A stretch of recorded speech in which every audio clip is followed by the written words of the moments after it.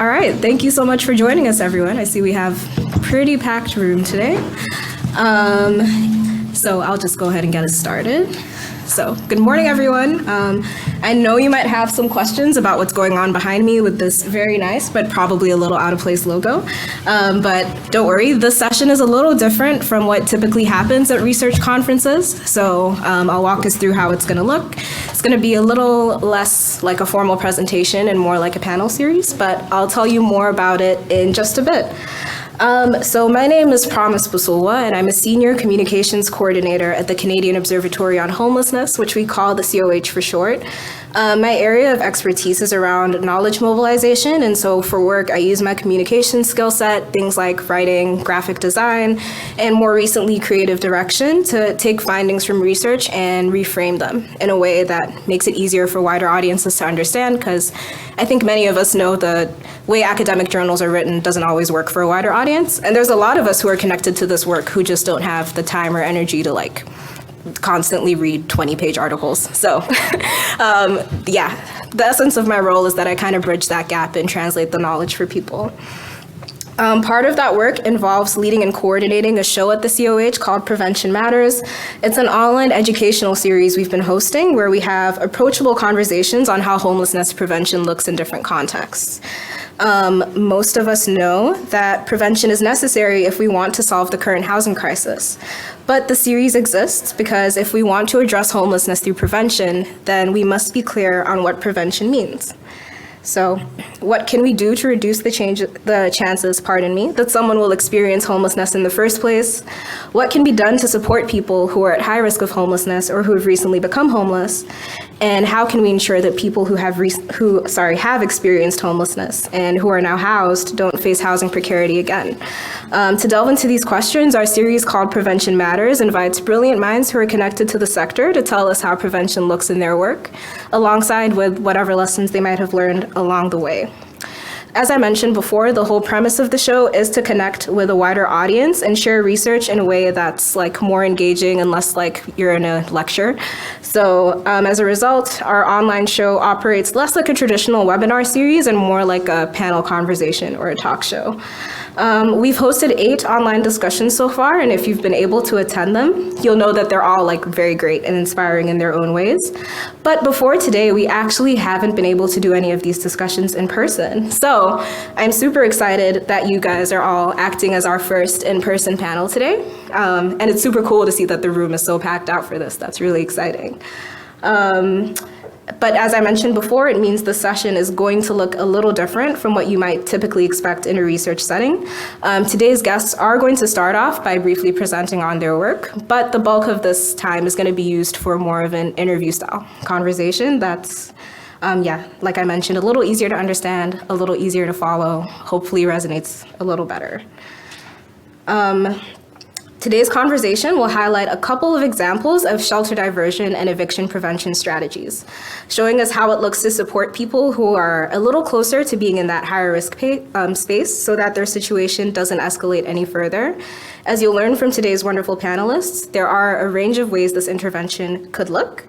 And there are important historical and cultural factors that you have to keep in mind when you try to prevent homelessness through this way, depending on the culture or the context of who you're serving. Before we get into that, though, it is important to pay respect to the traditional guardians of the land on which we're gathering today. So I will open us up with a land acknowledgement before I hand over to Erica, who's going to be facilitating today's discussion. The 2024 National Conference on Ending Homelessness is being held on the traditional unceded territory of the Anishinaabe Algonquin peoples.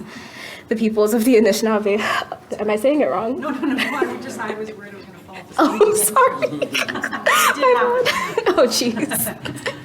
The peoples of the Anishinaabe Algonquin Nation have lived on this territory since time immemorial. Their culture and presence have nurtured and continue to nurture this land. The Canadian Observatory, that was me speaking from my online show script. Sorry guys, my bad. The Canadian Alliance to End Homelessness, there we go, acknowledges the many First Nations, Métis, and Inuit peoples from coast to coast to coast who participate in this conference and lead the work to end homelessness across Turtle Island.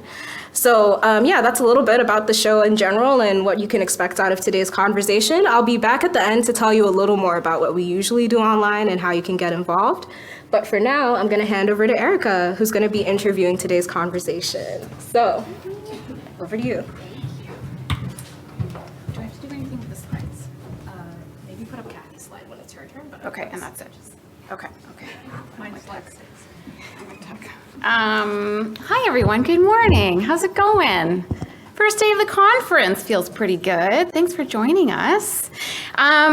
So we're gonna get into a fun little interview kind of style panel discussion, but we're inviting each of the folks to come up and do a quick sort of overview about their work, a little setting the stage, context setting, if you will. So I think I'm just gonna welcome maybe, Kathy, maybe because your slide's here. Do you wanna start off? I'm not doing my slide yet. Oh, you're not doing your slide yet? Not till closer to the end. Oh, sorry. Okay, my bad. Then, okay. Russ, do you guys want to start? Do you want to come on up? So you've got your stuff ready to go. And then, how do I get to their slides? Sorry. Don't worry.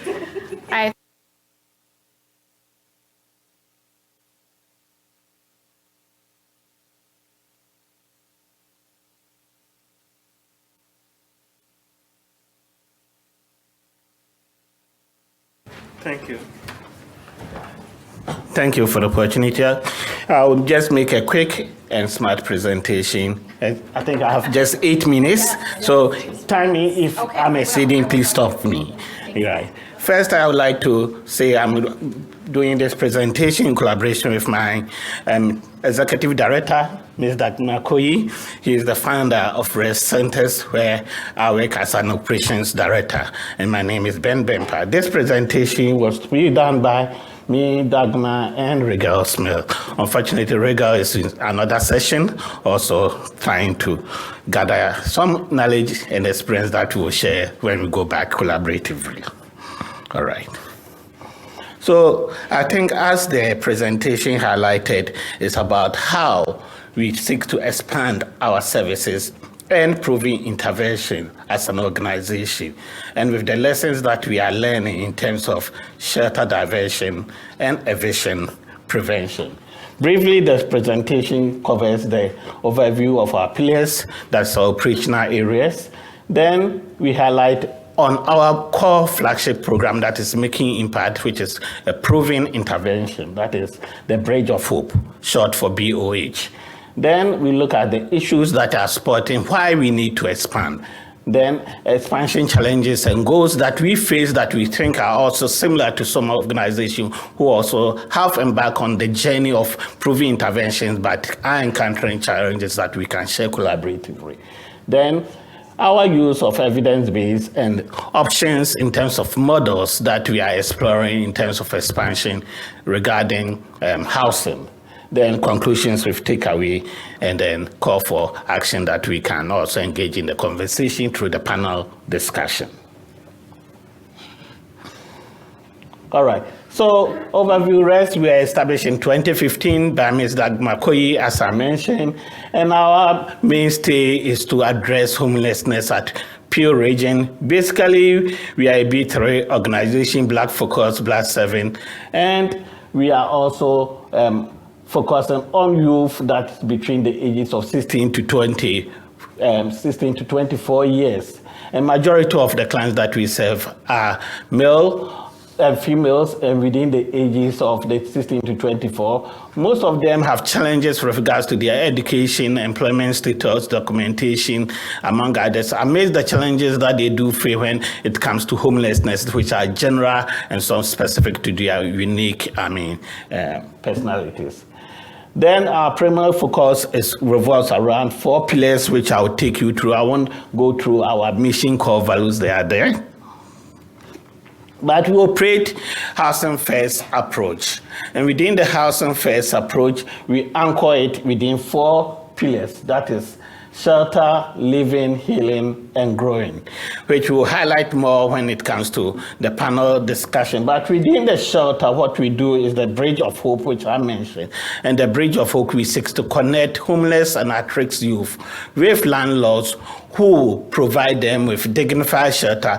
Then we also offer them with rent subsidies and other related wraparound services. And within the Bridge of Hope program is also what we call the FAM, that is Family Intervention, Reunification, and Management. We believe that providing shelter within a family level is very, very important if we are supposed to avoid eviction. And it's not just about shelter, but the room that covers you and the people that you live with matters most when it comes to shelter, diversion, and eviction prevention. And then we also anchor the living aspect, where our bare necessities program will provide wraparound services or support in terms of subsidies, in terms of grocery, in terms of nutrition and food needs that try to avert the poverty-stricken futures or the poverty-stricken mishaps that the youth encounters. Then we also have the healing component, and within this we have the HERO as our flagship program, where we provide counseling and mental health and psychological and emotional support services to the youth. Then we have the Rise Above, which also seeks to integrate the youth with social interaction and engagement with their communities. Then we have the life, which comes under the growing. And with the life aspect, that's where we look at the employment and also seek to ensure that the youth become stable in terms of their income and learn lessons that transcend beyond just being housed by rest, but also towards their future. Then within RAS, we also have the FAST, that is fostering abilities and ensuring sustainable transformation for the youth. And within these programs too, we seek to develop the home skills through home economics for the youth, and we offer them other landlord and tenant training, among others. Let's talk about the Bridge of Hope, which is the core flagship program. Bridge of Hope hovers around 4 key areas. That's provision of rental subsidies, income and housing application assistance, landlord and tenant training support, as well as intensive case management. This is where we try to understand the unique nature of the issues that the youth are confronted with and how best we can develop care plans for them. For us, the care plan of the youth revolves around other support that we need to provide for the youth for stable living. It's not just about looking into their housing, but we also look into the needs in terms of financial, education, employment, among others. And the steps involved are very intensive. And within the steps, we have the referral application, and referrals can come from the youth being self-referred or from partner agencies that we work with. Then we do application review, intake review, assessment, then development of the care plan, which is client focused. Then with our case managers. Then we also do program enrollment. After we've taken you, we roll into several programs for which you have to also go through in view of us looking into your sustainable growth in terms of housing and development. Then after the care plan, we go through implementation, and within the implementation, we also do post-graduation follow-up to make sure that there's no recess or receding back into homelessness.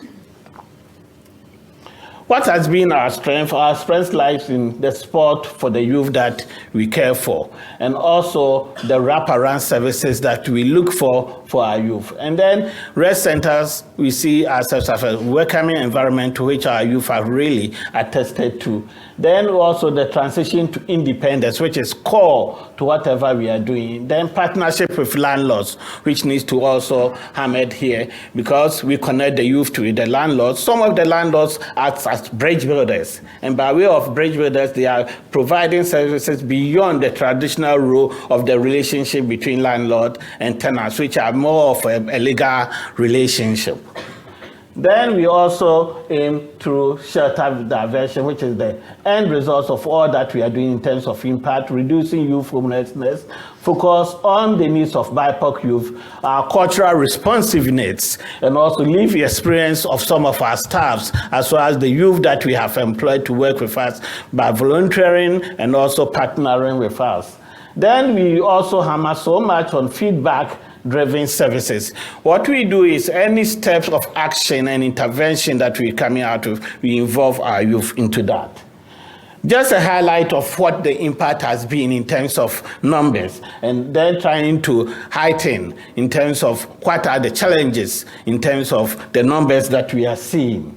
So if you see here, we have this section, the middle band, talking about referrals. So you see that from 2021 to 2023, you see that referrals have increased for about 264%. From a mere starting of somewhere around 28, we are now seeing referrals hovering around 150, 160, thereabout annually from moving forward. And then in terms of enrollment and intake, you will see that we are also increasing. Not all those who come through referrals are giving the intake, because we do a bit of screening while we're also facilitating and ensuring that we get them connected to the housing. But our core is our commitment to addressing the growing needs of clients. So if you can see, the active clients represent those who came in quite recently, and then those who are already on the program moving forward. So you see that active clients have been increasing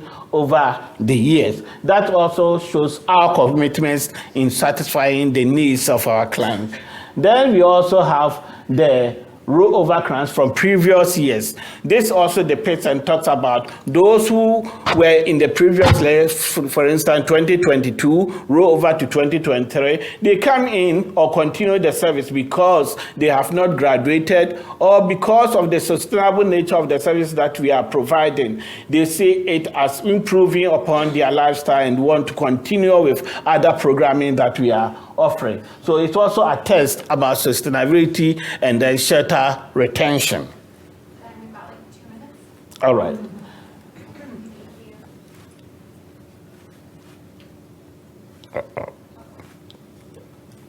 It's not moving. Oh, It's frozen. Yeah. just jinxed it for you. I'm sorry.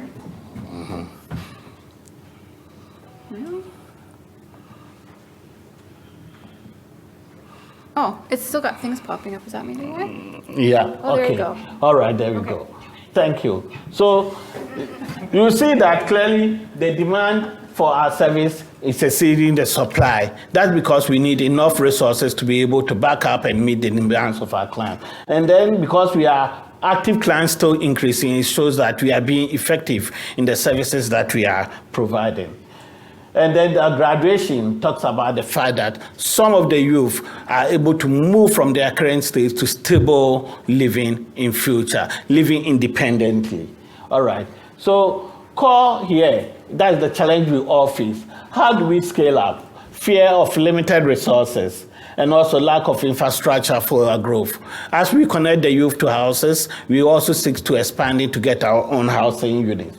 Then also scaling up the whole program, getting more youth because of the backlog that we are experiencing. So from this, several studies also support us. So 3 core studies that supported us is the development of roadmap, also affordable housing option studies, and coaching studies that we embark, and we embrace data-driven decision with involvement of the youth. So the live experience is key into it. But to wrap up is here that throughout our engagement with the youth, what do they see? What do they want in terms of housing? What models should we deploy in future as we move to expansion?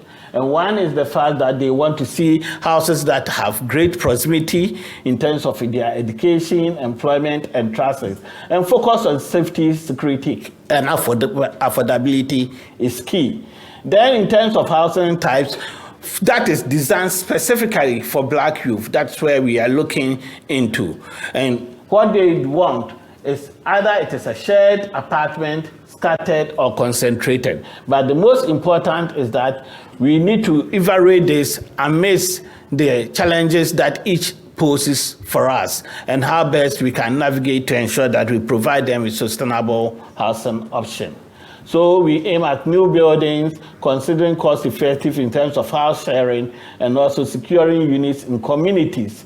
And the cost of acquiring new building is huge, as we can all witness in the country. It's not as easy for any non-governmental organization to say we're going into housing and we want funding to really put up a house for the youth. But most important, we need to back it with evidence and support so that we can make a firm decision if we want to expand and meet the needs of shelter prevention and diversion, especially for Black youth. So the key takeaways is that data-driven decision is key. Collaboration and partnership is also important. Then cultural responsiveness, if you want to meet the needs of the population and the target that we serve. Cultural responsiveness is key. So with this, I think my 2 minutes is already up. I end here and say, okay, let's engage with other discussions with the panel. Thank you so much. Sorry that I have the role of being the jerk in this room and cutting off amazing talks, but we'll have a good chat still to come. But I do want to bring up our next presenter, Kale from the City of Ottawa. You also get 8 minutes, and I will stare at you awkwardly from over there if you go. Have fun. Now that I know where you're standing, I will do this. All right, well, welcome to the best city in the world. Hope you all had a safe journey here. And as you heard, I'm from the City of Ottawa, but I don't think that makes me biased for this discussion. So I'm really happy to get the opportunity to talk to you about bridge funding. So I'm currently our acting director of housing and homelessness. So lots going on and innovative stuff in the City of Ottawa around housing loss prevention. But I'm here to talk about one particular program that I think is rather unique, and we've really seen it as a positive experience, as a big cost savings exercise for our program. And I think for all of us who work in municipalities, work in the sector, you're always looking for how to stretch that money a little bit further. So maybe I'll start off to give you a set of context. So the program was called Bridge Funding, but it was a long time until we actually made it into being able to do bridge funding as a program itself. It was back at the beginning of COVID, good times, as I'm sure everyone here, where we were really struggling on what to do within our shelter system. Like many other large cities, our shelter system was completely full. And doing that physical distancing requirement made huge complexities within a shelter system that was full. You couldn't spread the beds out further. So what the City of Ottawa did is we moved to opening a whole bunch of community centers that weren't being used at the time. So these community centers were opened across the city. At one time, we had upwards of 4 different community centers offering over 800 beds. To give you a sense, our Ottawa shelter system's about 1,200 beds, so we had almost doubled the size of our shelter system in a matter of months. So this was a very scary position to be in. Of course, at the beginning of the pandemic, we had some great protections in place, like the eviction moratorium that was preventing people from falling into homelessness. But once that ended and the landlord-tenant board started to get back to their regular action, we started seeing a mass amount of evictions, people who hadn't paid their rent. So we got together and said, what are we going to do about this? I think one of the interesting parts of my background is I actually come from, I'm outing myself here, a very conservative family. So I never thought I would get into a social services kind of world. And I very much, my background education-wise is I'm an accountant. So when I got into this job, I wasn't fitting in with the social services folks, needless to say. The nuts and bolts, well, that doesn't make sense fiscally. But that's exactly why I'd say in love with housing loss prevention, because really I think that's the best way that makes financial sense to do the best for taxpayers. So when I first started, when I came into housing services, my job was answering inquiries that came in from the community. So one of the big ones we saw all the time, and this again happened after the pandemic, but in a massive amount when that eviction moratorium ended, people were saying when they came in, they said, I've lost my job. What am I going to do? Can you support me?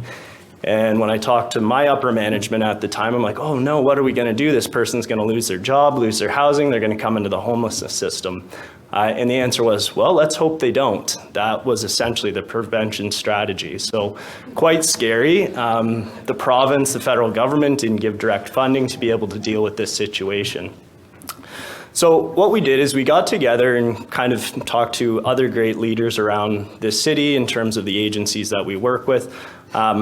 I don't think it's new to say housing loss prevention makes sense, but it's kind of the nuts and bolts of how do you do that.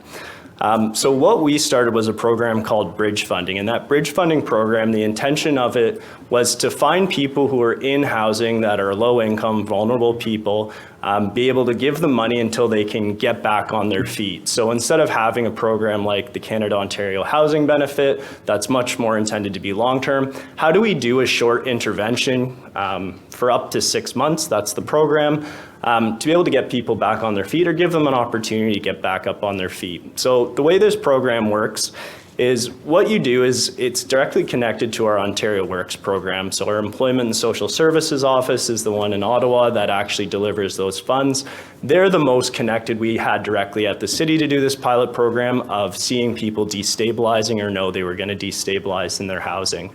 So what we did is through SAMS, or the ESS, like Social Assistance Allocation Program, for those of you who don't work in that side of things, we used SAMS to actually be able to allocate these funds. So what it did is allowed people that were identified through caseworkers that knew them well through their social assistance program to be able to look at who's destabilizing and then allocate direct funding for up to 6 months.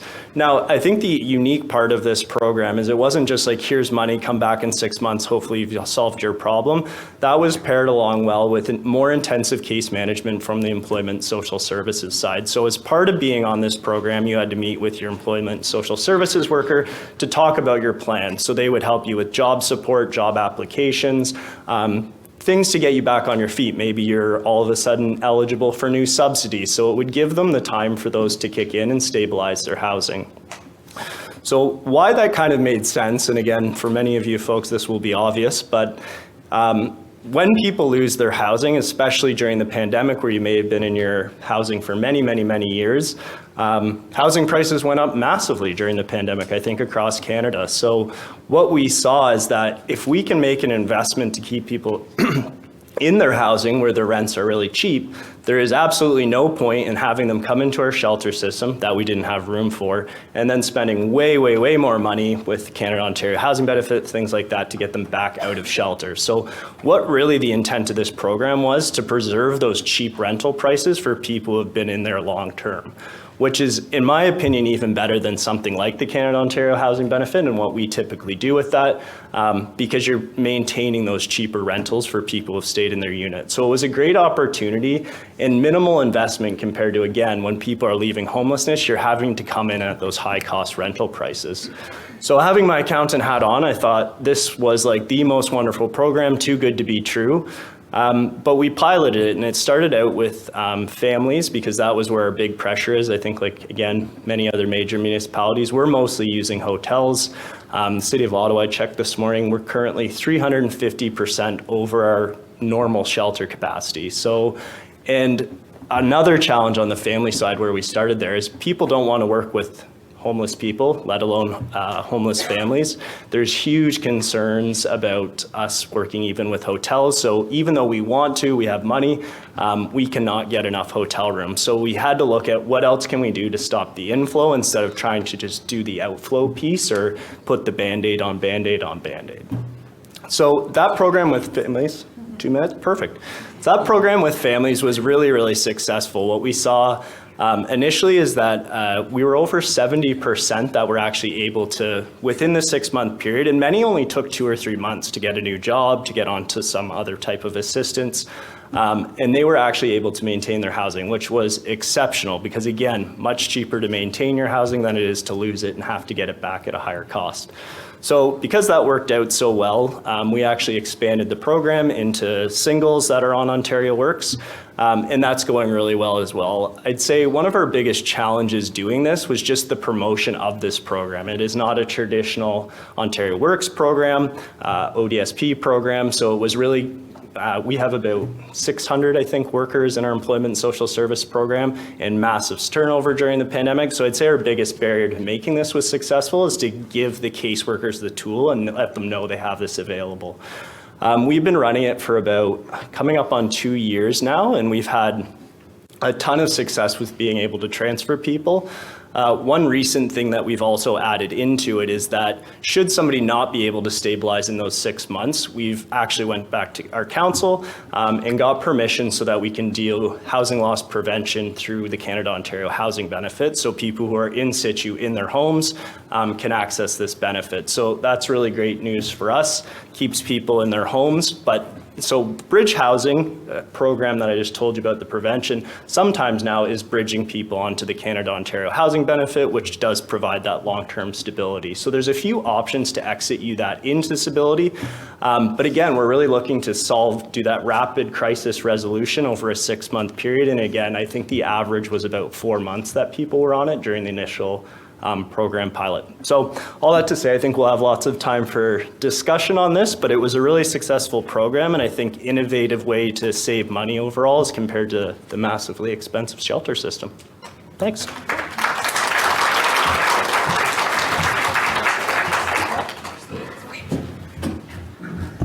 Okay, our last context setter is my friend from the, oh, what? Are you speaking to me? No. Okay, you're together. Okay, sorry. Sorry. They're 2-for-1 deal. Kathy Fournier, come on up. And do you need your image up? No. We'll do that later. Okay, good. You can do that later. Yeah, got it. Okay. Okay. I have 4 minutes. So, hi, I'm Kathy. I am the senior researcher on Indigenous homelessness at the Canadian Observatory on Homelessness. I have mixed settler and Indigenous ancestry, Mi'kmaq, French, Scottish, and Algonquin. So actually, my kind of contribution to this panel today is not on a program, but on an environmental scan that we did, specifically focusing on Indigenous shelter diversion and eviction prevention. And so what I did with my team is, and with our Indigenous Advisory Council leading the way, we looked at organizational initiatives, programming.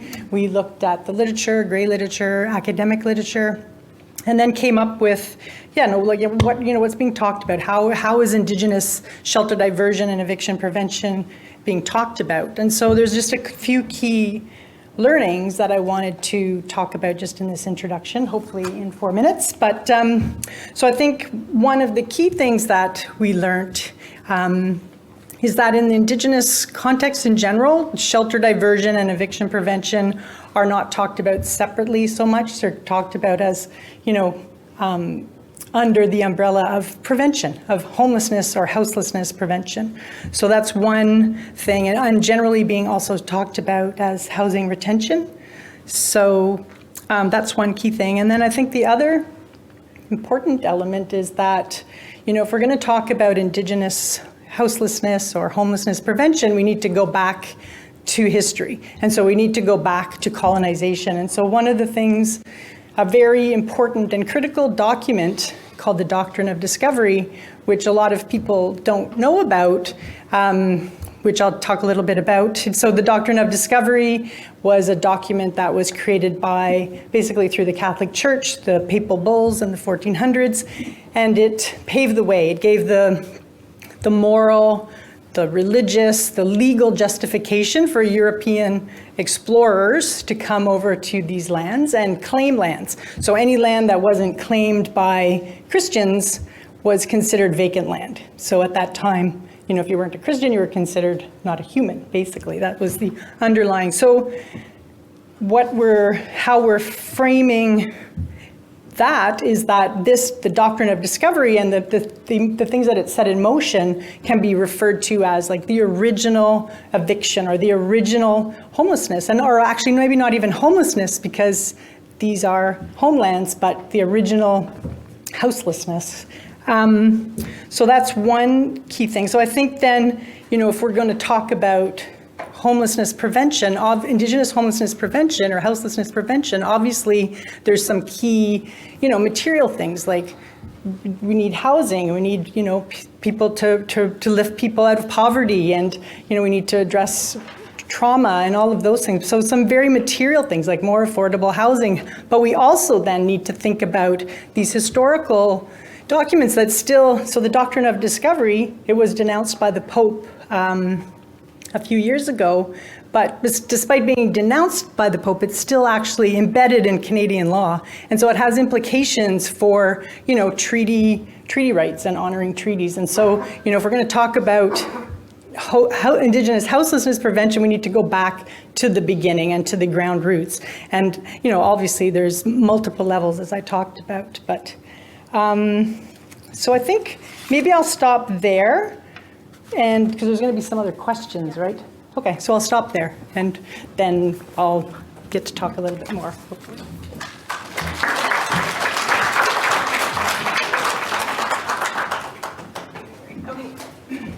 Thank you, panelists. That's good. Okay. Hello again. So we're gonna move into our conversation, our interview style talk show chat, if you will. So I'm gonna be up here for a little bit. So we have 3 questions, maybe a 4th. We'll check on time, see how we're doing, and everyone can just take a turn responding to the question. So let's get into things. And just want to say thanks to the panelists for already providing some good sort of foundational sort of information, providing a really great overview, a little appetizer, if you will, of the conversation to come and of their work. So really important to have that, I think, going into the conversation. Is everything okay? Yeah. Okay, I thought you were coming to send a message. Okay, thank you. So let's get into this. So just a bit of a preamble, so pardon me for a minute here, but so for the past 2 years, the COH has been working very closely with 6 community partners. One is REST, on a project about shelter, diversion, eviction prevention, what we're all here to chat about today.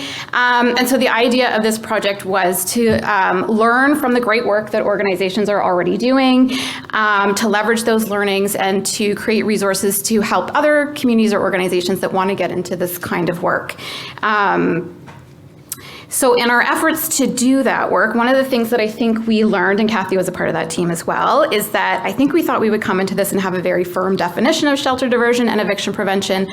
What we learned is that's not the case. There is not very defined definitions, and I think we've probably picked up on this very diverse panel of everyone's doing this work, but it all looks very differently, which is great. So one of our takeaways has been the need to really adapt and for folks to be able to, have flexibility in what they're doing to best respond to the needs of the communities they're working with, and those kinds of things. So where am I going with this? So essentially what we want to ask each of you to share a little bit about then is if you can tell us about the sort of very unique circumstances or the context behind your projects. We're kind of getting at the why of your work right now and why you felt there was a need to do this work in the first place, and really like what's at the heart of the matter of why you're doing this work. So maybe we can just start down this way, start with REST, and there's mics in front of you, so if you want to grab those and respond. So we'll just open it up, and whoever wants to jump in, go for it. Will it pull?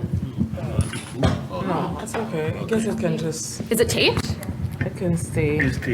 Yeah, she can stay, so it's okay. Yeah. Okay. Can everybody hear? Is this one on? You better now. Yeah. Thank you. So in the region of Peel currently, since 2018, homelessness kind of really surged by 48.3%. Shelters are over 200% capacity. There is a lack of housing and spaces available for youth. Rest Center, as the only Black-led, Black-focused, Black-serving organization in the region of Peel, is providing a culturally responsive programming for those youth. And what we often find is that Black youth also face discrimination in the housing sector. Landlords are not very keen to renting out these spaces for youth, so discrimination is a big aspect. Other than when we think about the demographic that we serve, these are youth who are either exiting the foster care system, and so they are ill-equipped and unprepared to find adequate shelter in the community. They lack the skills, they lack the resources. Housing prices have increased by 26.5% in the region of Peel. We are talking about youth with under $1,000 in terms of revenue in a month, and to rent a room now in the region of Peel costs over $1,000 a month. So these are some of the unique challenges and the barriers of the young people coming into our doors on a daily basis. That's tough. That's tough. Thanks, Dago. We can just continue on down the line. So I think just to add a little bit from our side in Ottawa of why we started this program, kind of the human side of it is really that coming into a shelter system is quite traumatic, and we know from endless amounts of research that that's not helpful in terms of long-term outcomes for folks. As you heard, we started with the family side of things. In terms of child development, any shelter stay is so difficult, and anyone who has kids, thank goodness I have never had to deal with this, but raising a family of 4 in a hotel room with 2 beds is just inhumane. So I think really where it came down to like, why are we doing this? It was the right thing to do, very much. Also, we know this is going to be a very hard thing to measure in research, but over the long term, if you're not making people go through that traumatic experience, I believe, the children who went through that system, that their housing loss was prevented, have much better outcomes down the road as adults, and we know that they're less likely to come back into the system. So I think it was really that humane part.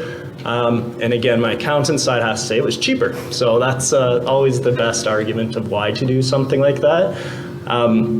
The last component too, as I mentioned, we had just an immense shelter space challenge. So we couldn't get hotel rooms. I couldn't commandeer more community centers. So the best option was to work upstream, the most humane option. So it kind of just fell in that was the most obvious solution, and best outcomes for everyone involved, including the city taxpayers. So it's not often you get a win-win-win. Great. Kathy. Well, yeah, so I guess our project was a little different because it was, can you guys hear me now? Better? Okay, excellent. Oh, okay. So I'll just bend down. So as I talked about in my introduction, this project was a little bit different. So it's based on an environmental scan. And so why this environmental scan was done, I mean, from my understanding, because I came into it as things were already a little bit in progress, was, we wanted to learn about, within the Indigenous context, like what's different? How is shelter diversion, eviction prevention being talked about? How's it being framed and conceptualized? And so as I mentioned, we learned that it's talked about in a broader context of homelessness or houselessness prevention, and that we need to go back to history.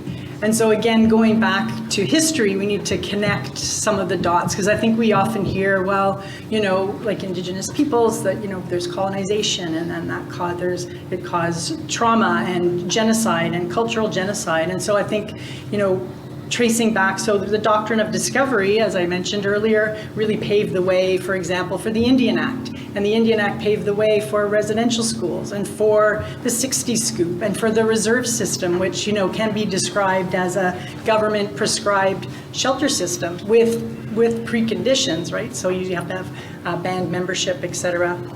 And so I think, understanding the history is important, but also connecting it to, this kind of collective level trauma, which has an impact on like a collective pain and anguish and trauma, but then that also impacts people on an individual level, right? And that those things are, so they're not just these like colonization and trauma in residential schools, and their impacts and legacies are not just abstract things. They have very real impacts that continue today at the collective level, at the individual level. And so I think that, we need to learn more about that, and then how can we take that information and again think through it to create programming and approaches to programming that will be the most beneficial, that will address things at these multiple levels. So I think that, it's very important to address Indigenous homelessness or houselessness at this macro level. So, not just denouncing the doctrine of discovery, but removing it from Canadian law, and movements towards an advocacy for self-determination and self-governance are key, I think, things that we learned. And then, at that kind of the middle level at the individual level, and then, at the program level. And so one of the things that we came up with through this work is, and I'll show it, I could show it now, I guess, but we developed this holistic framework. And it's really, this framework is meant to be for non-Indigenous organizations who are working with Indigenous people. So it's a way, it provides, just an overview of some of the various levels that I've talked about, I think a little more clearly than perhaps I've stated them here. Oh, you just passed it, yeah. So here, this diagram came through our work through the environmental scan. And then we had, the communications teams. Luckily, you get to work with a communications team that makes graphics and things. And so they created this diagram. So thinking about things, because when I'm talking about trauma too, so the diagram on the end, we're talking about different levels of that. So that's spiritual pain and trauma, physical, emotional, mental, and then also at the community. And as I mentioned too, at the, more kind of nation level. So there's just various things, and a lot of it is some of it's about raising awareness, because again, connecting the dots and making it grounded in people's very real life experiences, I think is important. And then advocacy, like honoring human rights and calls to justice. And as I mentioned, then shifting to governance and organizational level change, and then program level changes. Because one of the things that we learned through this scan and then through some other work too is that what tends to work best for Indigenous people, generally speaking, is programs that are Indigenous-led, that are culturally grounded, culturally based, that those tend to be, that help people reconnect with their identity and reconnect with, what it means to be an Indigenous person today. And so I lost my train of thought, but yeah, just important to make all those considerations for programming, for example. That's great. Wow, I am just very encouraged that you're all, again, you're all looking at societal, systemic, structural problems, but you're just like diving in with this lens around whether it's Black youth or families or Indigenous communities, and just trying to tackle things. So thank you so much for your work, and thanks for sharing the heart of your work and why it matters to you all so much. So now let's shift a little, and I'm being conscious of time, and we might go on the Q&A section a little bit. So want to get into the what of the work, the so what of it. So I think, so we had some planning chats preparing for the panel, and one of the things that we had kind of heard from you all, and hope you'll talk a little bit about this, is what you're trying to do is not just make sure people have a house or a place to live, but it's more about those long-term enduring supports to make sure people are truly prevented from homelessness over the long term. And it's more about those holistic supports as well. So can you tell us how your program or project responds then to the issue that you identified? And what does it look like to make sure that folks, whether it's youth or families or Indigenous folks, have that long-term stability, are prevented, but over the long term have that stability as well? So maybe we'll just keep going in this direction if Russ wants to jump in. No? Sure. Okay. No problem. Yeah, I think it's very important that when we think about young people and putting them in house, for us, it's also very key how we build their capacity to sustain their independent living over time. And we do that for the extensive wraparound support services that we do provide to the youth. So every single client that comes through our doors are assigned case managers who collaboratively with the youth create care plans that includes what their goals are. So whether it's employment, whether it's education, continuing their education, entrepreneurship, and we continue to support them in reaching their goals. But some other programs that are layered embedded within REST is things like the FAST program, where we teach life skills to the youth.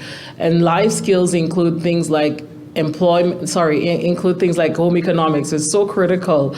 I remember recently we had to intervene and teach youth how to, recycle to prevent eviction, and these are all involved. So if a landlord comes in and the youth keep on having problems with not recycling properly, that could actually create problems with the city that could lead to eviction, right? So in our program, we teach you things like recycling, how to manage the utilities, how to do laundry, how to cook. All of these things are just basic skills that are needed to build a capacity to live independently. Tenant literacy is one of our big curriculums that we do teach the youth.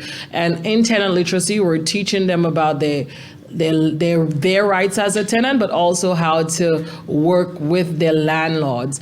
Landlord engagement is a very big piece to shelter eviction in our program. And most of the landlords that we work with are working collaboratively with us to support the youth. And so we have a dedicated landlord engagement specialist where landlords know if there's any problems that do arise in the homes, that they have access to call in a staff of rest that will be responsible for hearing out the landlords and trying to mitigate again to prevent that eviction from happening. And we've seen that we've been able to prevent a lot of evictions as a result of that engagement. I think when we are serving youth, a lot of landlords have hesitation to supporting young people and putting young people in their houses. But what we've found is because of the fact that they have an organization behind the youth, supporting the youth, they are more keen to trust the organization.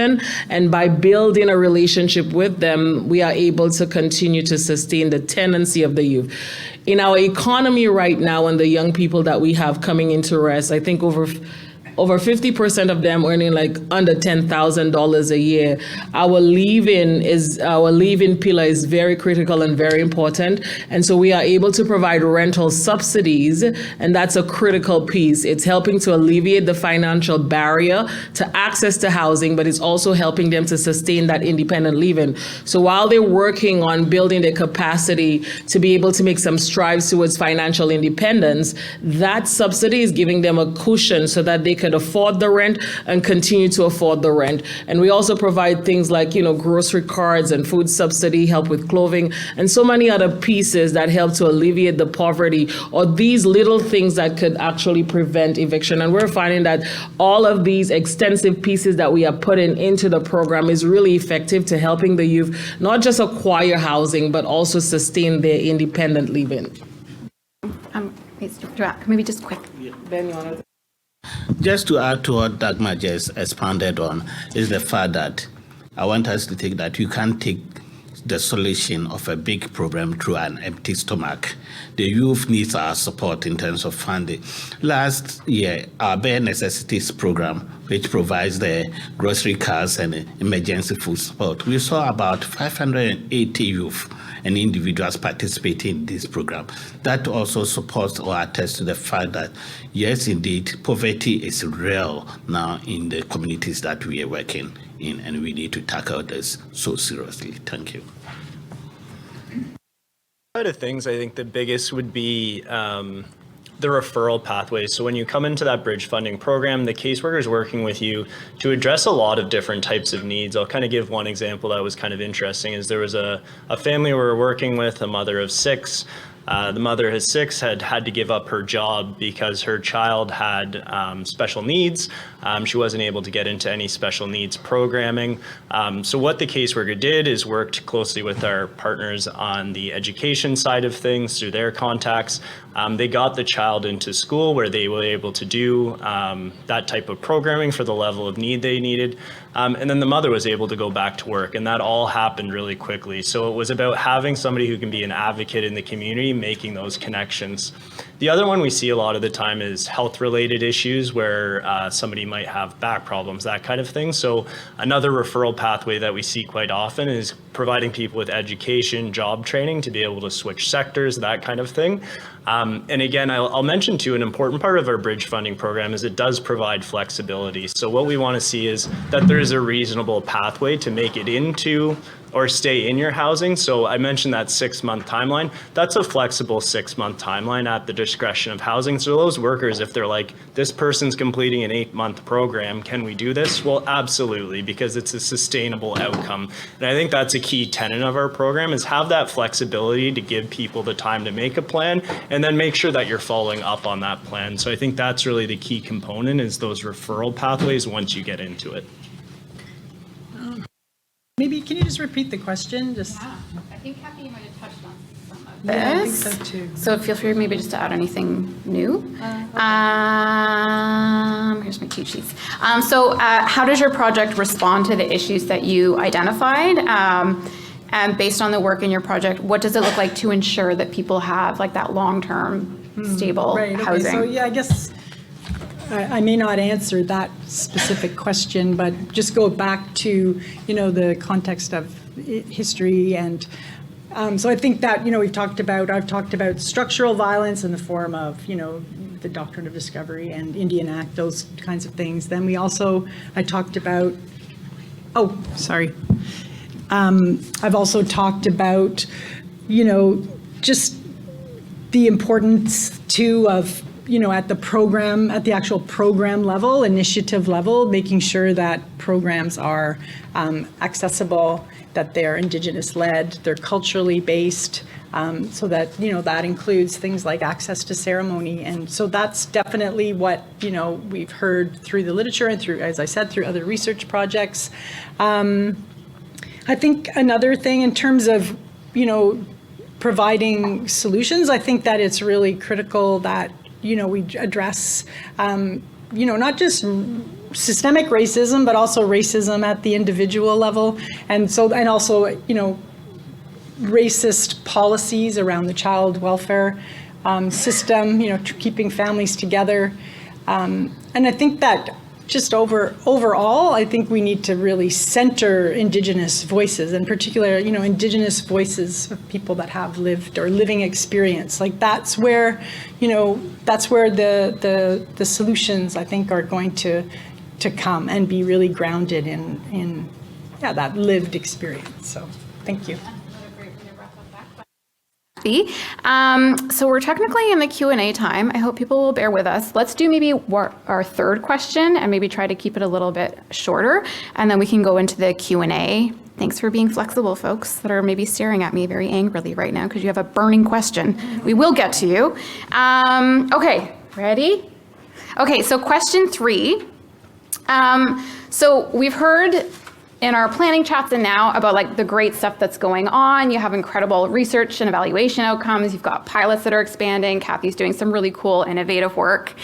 But let's talk a little bit about the flip side and the things that get in the way of the great work that you're doing. So can you maybe just tell us a little bit about what gets in the way of the good work that you're doing and how you're kind of overcoming these obstacles or maybe leveraging learnings so far in the work? I'm sure it's very developmental, but Russ, do you want to take it away? Sure. Obstacles, I think one of the biggest obstacles is a lack of funding, really, to continue to do the work. Like, we continue to see the numbers coming in through our doors increasing, and we have a waiting list as well. Youth needing services. We need more case managers because, putting a number of youth with one case manager, we're trying to avoid like burnout in the sector. Also, housing is still unaffordable. And so we've had to adapt our program. Other than putting young people with host families and renting rooms and renting basements, we had landlords who came up to us and said, how about you rent my entire unit, rent my entire house? And so we have some home sharing models that we are actually, I think, managing about 5 properties right now. And with that, we needed to also adapt.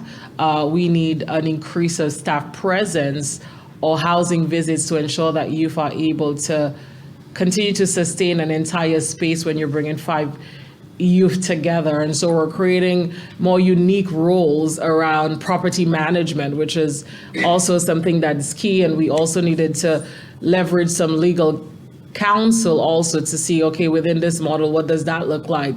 Are we a property manager? Are we, sharing or renting out spaces? And so we've had to really adapt because of the climate that is evolving, especially around how unaffordable housing is. And the stigma around homelessness also is creating a challenge. Sometimes it prevents young people from reaching out for the supports that they need. So if you ask me, one of the biggest challenges is really the lack of enough financial resources, I think, from every level of government, to be able to have a bigger impact and really help to prevent homelessness. Yeah, well said. I hope vendors in this room. Kale, would you like to share? Yeah, I think just quickly from our side, I'll complain about lack of resources as well, but not so much on the city side. I think going back to those referral pathways, that's always a challenge. We see huge increase in mental health, addiction concerns. those professional services are not available on the bread they need to be in the community. So a lot of the time we can have wonderful plans to keep you in your housing, but if you're not able to fix that hoarding behavior, if you're not able to get those medical care you need, it makes it very challenging to actually create correct bridge funding model where you're going to be able to stabilize. I think the strength of our program is the financial side, but that referral pathway and adequate services outside of the housing pathways are still our huge challenge. Yeah, and so I guess I will echo funding is a major issue, but it's not just funding, it's sustainable funding. It's also a lot of the administrative burden that comes with funding. So I've also spent some time working at a local in Toronto Indigenous women's organization, and I support them in writing funding proposals and writing reports.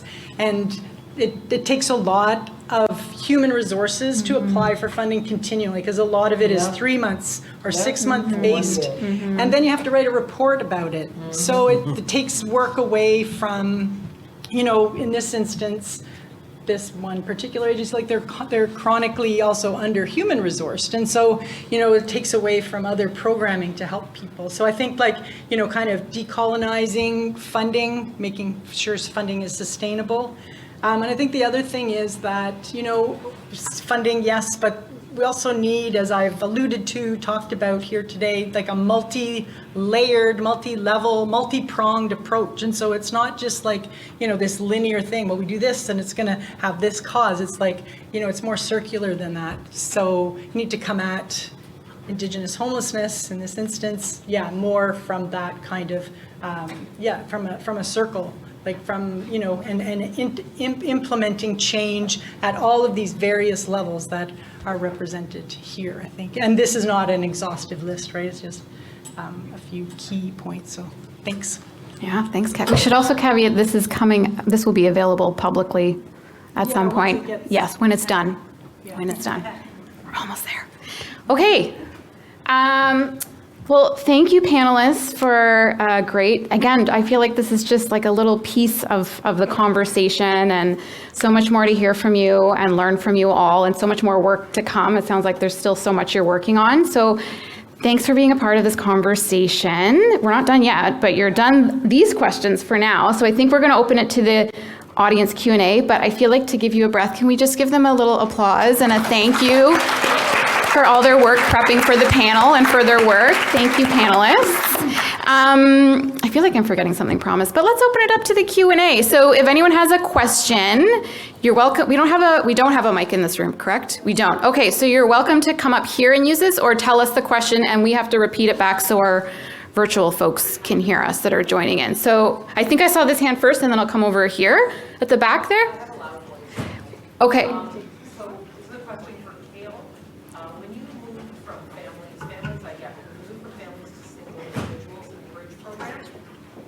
How did you discern who was eligible? What were your criteria? How did you filter down that population because it's large? Kale, do you want me to repeat the question, or do you want to repeat it back? So how did I discern which families, when we downloaded it, singles, and how did we determine who was eligible? So the eligibility criteria base for families and singles is that you had to be on Ontario Works. So anybody on Ontario Works was eligible for this program, and then it was the caseworker's discretion of whether they needed that type of support. So it was quite a wide eligibility criteria. And I'll say too, that was actually a really important point of running this program, is having that flexibility and allowing caseworkers to do their job. I think I just heard from my colleagues, government over bureaucratizes everything. The strength of this program is that it's nimble and that you're able to, it's broad, and let the caseworkers tell you if they're going to become homeless, because they do know best. So it reinforces that and keeps the decision-making power at the lowest level possible in terms of the direct connection to the client. Sorry, one follow-up. Did it include any kind of lump sum, if there was arrears or situational kind of need, or was it only a rent kind of support? That's a good question. Did it, just for folks online, was there any lump sum payment or arrears portion of it? So the answer is sort of. So not directly through the bridge funding program, but the City of Ottawa does have another program that supports with arrear payments through Employment Social Services. So sometimes you may get your arrears paid off, and then this would be the ongoing bridge to something more permanent. We especially saw that on the single side of things, where mental health, addictions may have been a component. So to get you into that treatment program, we knew that it could be resolved, but there was kind of multiple pathways and would take a long time. And again, I could go on and along about our arrears payments, but that's another key component of the program is like fix the immediate thing, fix the relationship with the landlord. And that's another huge component of it is we did not want to sewer more of our social services programs with landlords, and having that quick action and flexibility really supports that relationship building. Very cool. Thank you. Okay, over here. Hello. Yes. So I'm also a really loud talker. Can everybody hear me over there? Okay. So my question was, and I'm really glad that the historical documents affecting Canadian law was brought up, and it's something that I find challenging as well in housing loss prevention, is trying to combat those current bylaws that are not supporting the advocacy work that you're trying to do, so you can do as good a job as you want, but the laws are not coinciding with that. What are you currently doing to touch, change, review, or address some of those Canadian laws and legislations that are a barrier to the work that you're trying to do right now? Oh, that's a good question. Does anyone want to thoughts about that? Yeah, maybe not like. I mean, I think doing the work, raising awareness is one thing. I mean, but I think that, also, these are very deeply embedded structures. And so I don't think that they are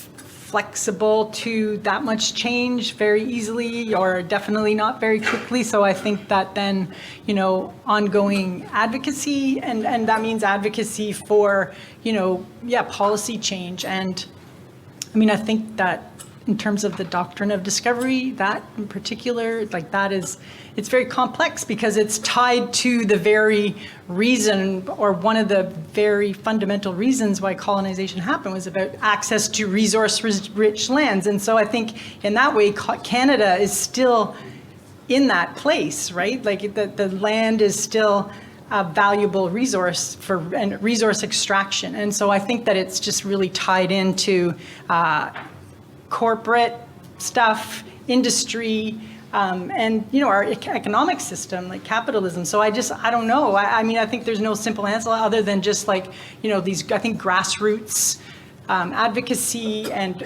policy changes.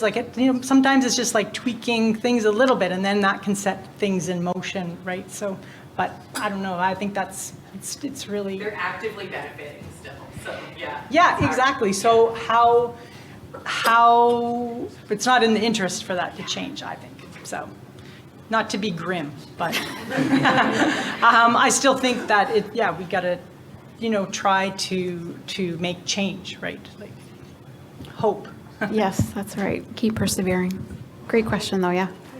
Yeah, thank you. Yes. Yeah. Originally told me I could talk to the first. Oh, sorry. It's okay. Sorry, I missed you. So I have two questions for that, because I wasn't exactly sure what the bridge, because originally you said bridge funding and then you said bridge housing. I was there was no slide. So what was that you were calling it? But is there information online or something? And then I'm actually wondering if there's a way to not connect, but maybe share information. Kitchener could really, in my opinion, use a lot more. We just keep coming up against things that people are going more and more homelessness, and to me, a lot. You guys all have wonderful things to say, but really, I'd like to kind of share that information and try to maybe see if we can go that route as opposed to which way we're going. So, if you all heard me. Yeah, that was great. Yeah. I can jump in at least on the bridge housing part. So it's a good question. Is it available online, and can you share this information? So I didn't do a slide personally. I know you guys are going to see lots of slides the next few days, but there's tons of documentation. I'll hang around after this. If anyone wants my email, I'm more than happy to send you the whole program background, design, all the permission forms. I think this should be in every municipality. So happy to share the details and have our team connect with anyone who wants to. So more than happy to offer offer that. It is not available online because it is still a pilot program. One of the huge concerns is that every program we have is oversubscribed and could be expanded far beyond just our OW criteria. So we've kept it limited because the people who know or can allocate the benefit already are aware of it. But certainly I'd love to see it expanded beyond OW, but at this time, you'd have to connect with me to get all those programming resources. But again, open book, happy to share all the development work. So what would your email be? Sorry, just, because in case, instead of rushing. You see my name in the program, it's kale.brown@ottawa.ca. Okay, thank you. And I think probably if anyone wants, I might be over speaking for the panelists, but if anyone wants to chat with the panelists after, they'd be happy to say hello and provide contact information. Because I think, yeah, we come to the conference because we want to take this stuff back to our communities, right? So I think that's a great point, is how do we keep the conversations going? So yeah. Other questions in the back there? Yeah. My question is about the bridge program as well. So a little bit following up to the first question, but I was wondering if you have any numbers on percentage of singles that were able to stabilize in the 6 months, and whether what types of transitions were able to be made to, like, what are the typical things to result in that stabilization? I think like some other municipalities have found, I think that with Ontario Works single clients, that it can be a challenge to transition to stability within 6 months. I wonder if you could talk a little bit more about how you achieve that. Yeah, so it's a good question on singles and whether they stabilize, like what our percentage rates are after that 6 months. And what we do around OW rate. So I think just on the OW rate piece, yes, that's a huge challenge. And actually we added that component of bridging people into the COB program to address that concern. A lot of the time there are issues that are complex enough that we're not going to be able to address them. And that's actually on the single side when we really knew we needed to add in that COB component of it.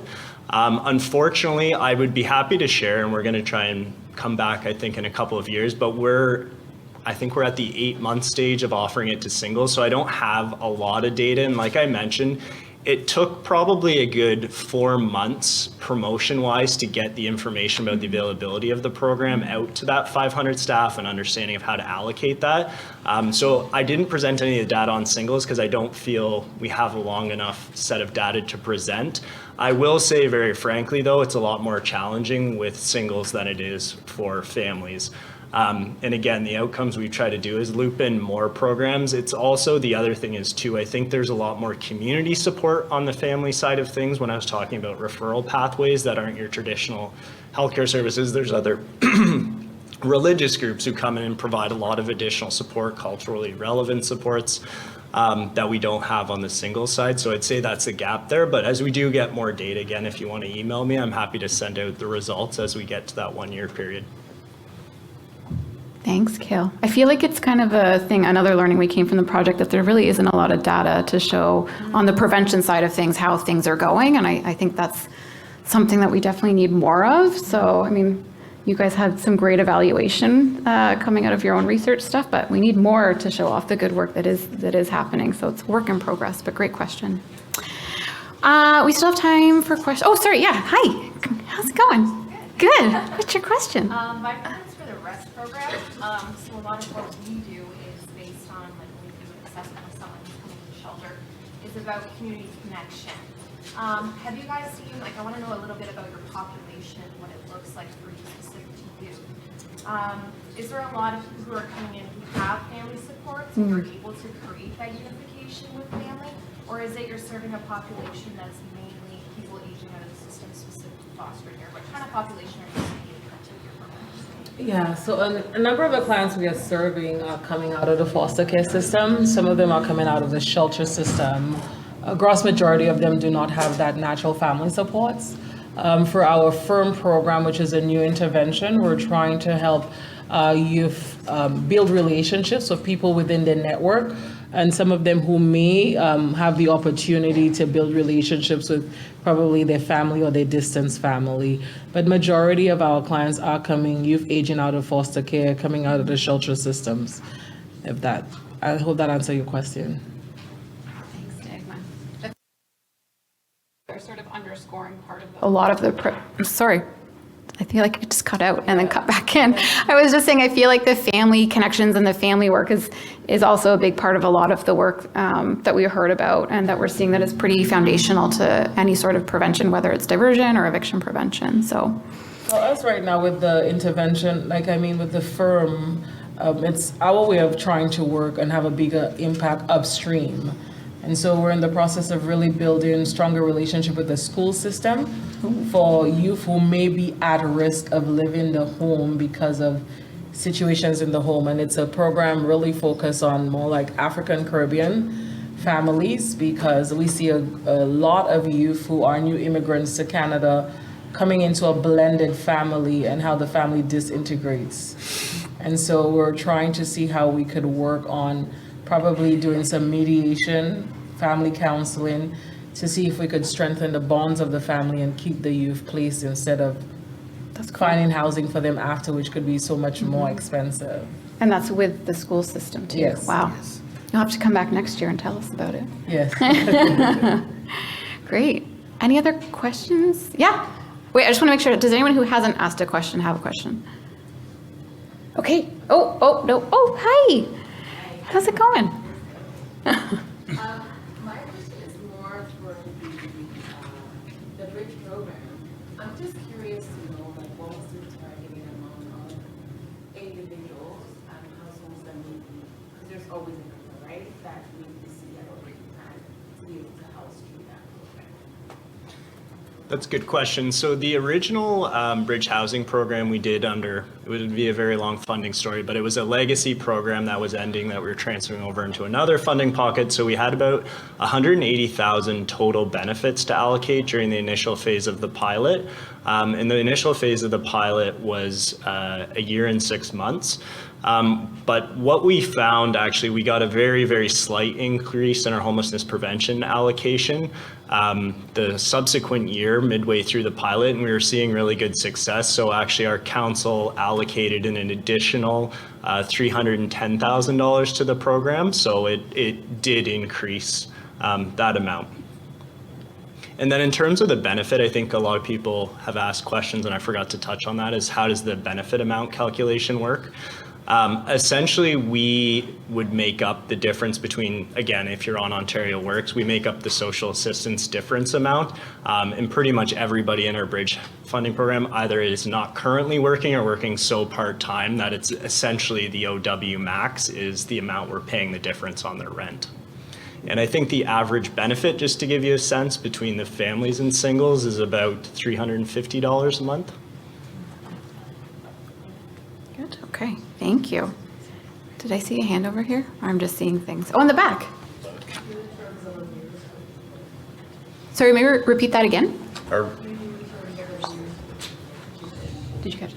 Yeah, what do we do in terms of arrears? So that's a separate program. We do have another arrears program, but typically, again, if your assessor, your caseworker is having the ability to get, I'll say, back on track with your rent, get some of those supports sorted out within the bridge funding program, we would pay your arrears outside of our normal arrear funding program. So we do deal with that, but through a separate program.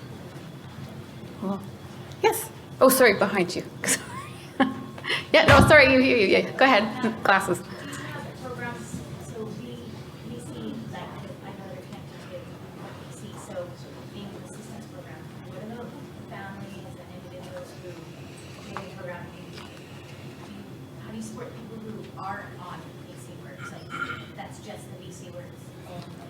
Or for you guys, Ontario Work. So we see a large population of people who are working, struggling, not on any assistance, not eligible for any assistance because they make that mark, and then they're becoming like they're ending up homeless or they're ending up in arrears, and then they are going into the system, and then they are, and there's that wait period to get on into assistance. Even the eligibility piece makes housing in that time they can lose their housing, or they'll never. So you guys have it, like, I'm just curious how other communities and other provinces are attaching to that as well, because it's a circular thing, right? We have so many individuals who are facing homelessness at any time, or in it, or about to become there. Yeah. So in terms of how we bridge people who are not on some type of social assistance, it's a good question. So we do not do that broadly, is the very simple answer, because again, we're kind of allocating those scarce resources to where is the need most or most acute. However, one of the interesting things we've started to see is that typically people, when they come into employment and social services, you get emergency assistance. So originally, as I mentioned, our program was really sitting with the caseworkers who are not emergency assistance workers in terms of how the system works.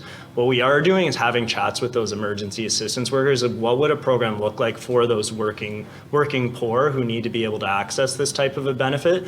One of the things, we haven't implemented it yet, but we're looking at doing is how do we bridge onto that Canada, Ontario, like one of those housing benefits program for somebody who is working. Again, the challenge is there's so much need in the community. It's hard to say like who deserves it more than the other. I go back to kind of my financial hat on. It does actually make sense in terms of the amount we're allocating to have working poor be able to get some of these benefits, and especially to keep them working. We don't want people to just come on to social assistance so that they're able to get a benefit. That makes no sense as well. All that to say is we're not doing it well currently, but it's something we need to look at because I think that's where there's a lot of bang for your buck that we're not touching right now. Did you want to make a follow-up comment? I think that's across the board. We're all finding that and there's sometimes short term, like the way we call it reaching home, the way this, we allocate that to report, but that will end. It's like a one-time support. So we're right back there again, and we're seeing clients facing the same, or again, it's not just families, it's individuals. Rent is so high. Mm-hmm. How do you afford to eat and pay your rent? So rental supplements, and then the supplements again, they're short term as well because funding, right? We need an endless pot of funding to help all our people. Yeah, we hear you. I'm being the time jerk again, I apologize. We have 2 minutes left. Can we do 1 minute per, I saw there was a question over here and then a question here. Can we do this in one, you each get 1 minute? And that's for here too? The answer. And we can stay, folks can stay back. I'm volunteering your time. They will chat with you after or get contact information, and then I have to throw it back to the boss of the panel, promise, to close us out. I apologize, people. I'm trying to do my best up here.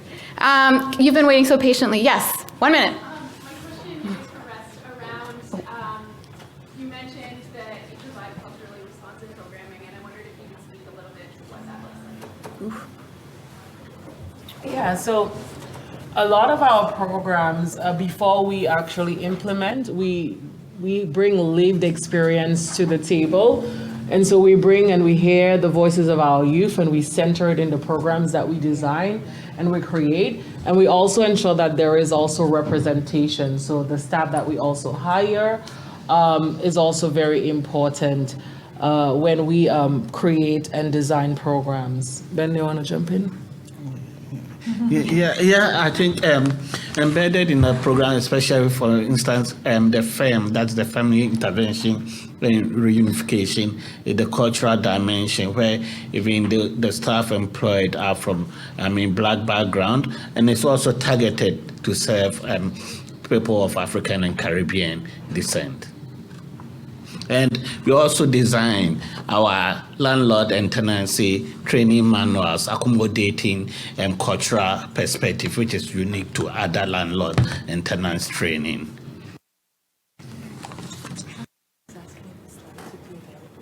Oh, will your slides be available? Someone was asking. Yes. Can you share them? Yes, the slides will be available from Russ's presentation. Thank you. Sorry? They're already in the app. Okay. Sorry, I didn't know that. Thank you. Corinna, go ahead. Yeah, my question was for the Bridge program. So you guys have just expanded to single, so obviously that's a broader range of people with various challenges or whatever they're going through. You mentioned briefly that once they are connected to the program, they work with the OW worker.